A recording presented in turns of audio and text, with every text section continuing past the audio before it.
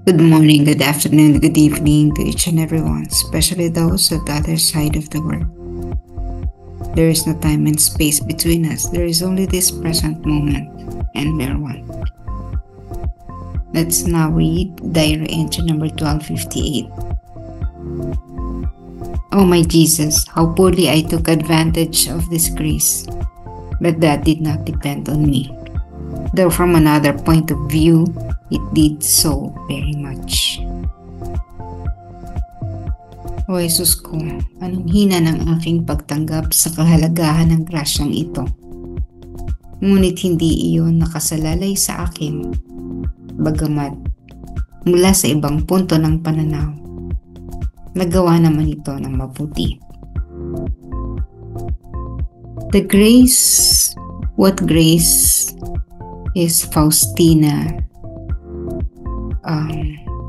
saying?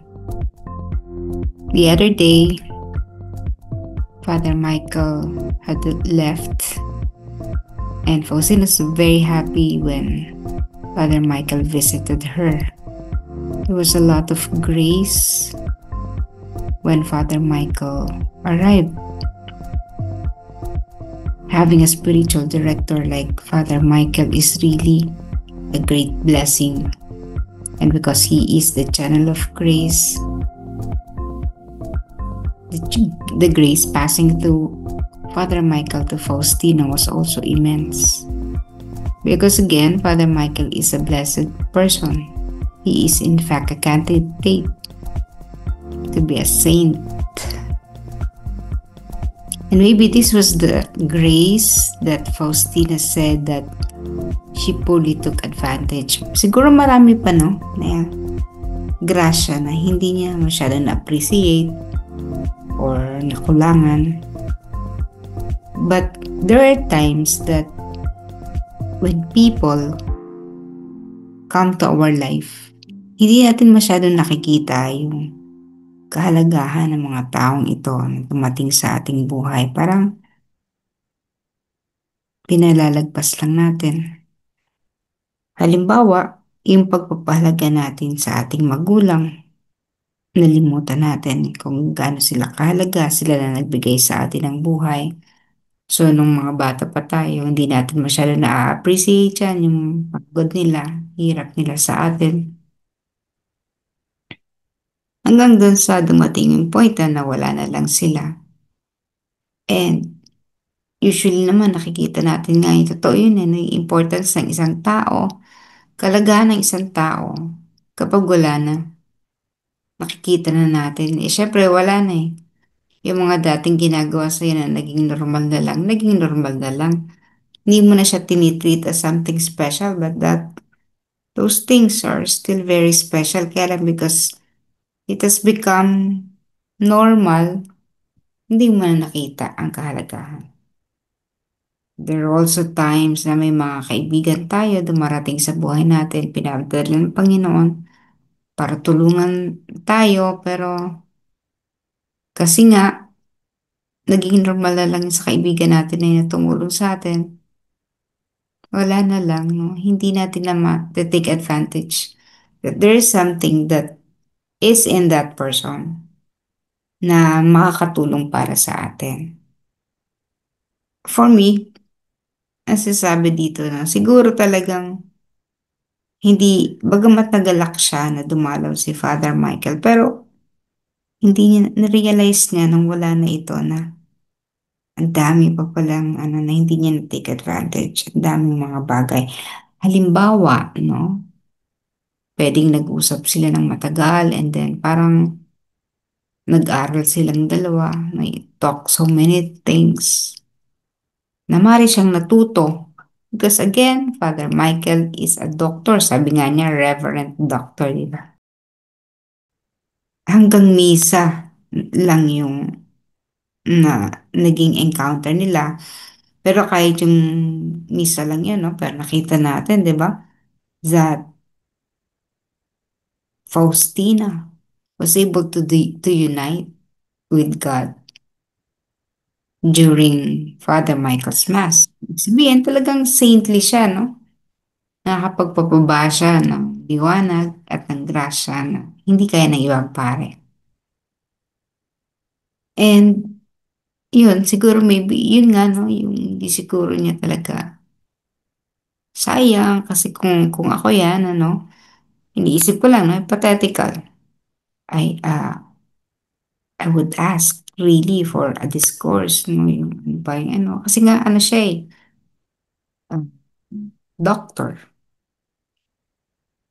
in philosophy, no, marami siyang alam, especially in the things na si Faustina kasi hindi naman yan learned, no?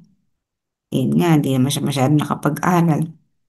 And kahit madre, hindi rin masyado siguro yung, I don't know, no, kung paano ang pagiging madre nung araw na yung mga panahon ni Faustina, no?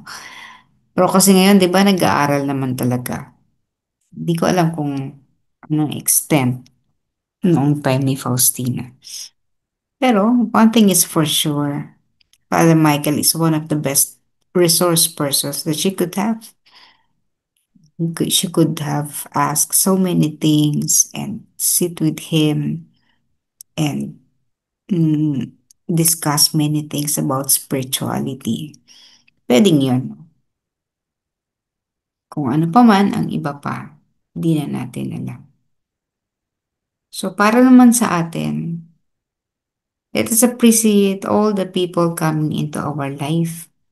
No, kasi yung baka yung mga nakikita natin na parang normal na lang, hindi natin ma-maximize yung presence ng taong yun kasi nga, nabubulag tayo minsan sa maraming mga bagay na hindi naman mahalaga like mga priorities natin. No? Hindi natin nakikita na ay sayang naman ito. Hanggang sa nawala na lang ang mga tao na yun, hindi natin nagawa o hindi natin na-maximize. Ako, actually ngayon, as I am saying this, ang isang pinangyayaan ko talaga, no, when Father Doming came into my life. Kasi taga dito naman yan, pero hindi naman kami ganun. Hindi kami nakapag ano, no. Yung relasyon namin, actually, hindi nga niya ako kilala eh. Dito lang naman niya ako nakilala. Pero nung magkakilala kami, yun na rin syempre yung mahalagang bahagi, no? Kasi kung nung araw, ordinaryong pari lang naman siya para sa akin, hindi naman kasi mataas ang spirituality ko noon kumpara ngayon, ano. Pero ngayon, na mas nagkakilala kami na dumating siya dito, he was offering so many things to me. Sabi niya, "O Cynthia, magdiskusyon tayo, no? Kasi wala talaga na siyang kausap, retired priest, no? And sabi ko, napakagandang pagkakataon niya na I even told my formators na let's take advantage of Father Doming, siguro once a month, no? Punta tayo doon and then just, ano, no? Talk so many things. No, wala, sabi niya, wala tayong topic. Basta, dyan lang tayo, mag-discuss tayo, you ask questions, mga ganun, no? Yun yung sinayang ko talaga dahil ang dami kong ano, no? Basta may mga naganap sa buhay ko na I was stalled eh, no? Yung na ano ka talaga basta na-stall ako eh, no? Kaya, yun yung sa pinanghihinayang ko that I was not able to take advantage of His presence. Sa kapitbahay mo na lang. Hindi naman katabing-katabi na but then nandito lang sa malapit. At pwede naman na nangyari sana. And then of course yung mga pinag-usapan namin mga projects na pwede namin gawin. Sino bang mag-aakalang mamamatay na siya agad, no? Although he was old, he was sick, pero I never thought it would be that soon. So, yung isang pinaghinayangan ko, I was not able to take advantage of the grace that of His presence na may malaking grasya yun eh, sayang. And wala na, tapos na. Sayang, yun na lang pwede mong sayang. But I pray that the next time that another opportunity came to me, no, yung sana hindi ako, ano no, nagpapadaig sa mga bagay na humahad lang sa ano ko, sa harap ko. Kasi may mga pinayagan ako sa buhay ko na hadlangan ako na minsan nga. Siguro kasi sobrang dami lang. Kaya medyo naapektuhan yung aking mga decisions. Sana, no? Sa inyo din. Huwag sayangin yung mga pagkakataon. Tumingin tayo lagi sa tamang ano. Huwag tayong magpabulag sa mga bagay na nagaganap. Those are actually mga agaw attention yan eh, no? Pag nagpaagaw ka sa mga attention na yon, you will really miss a lot.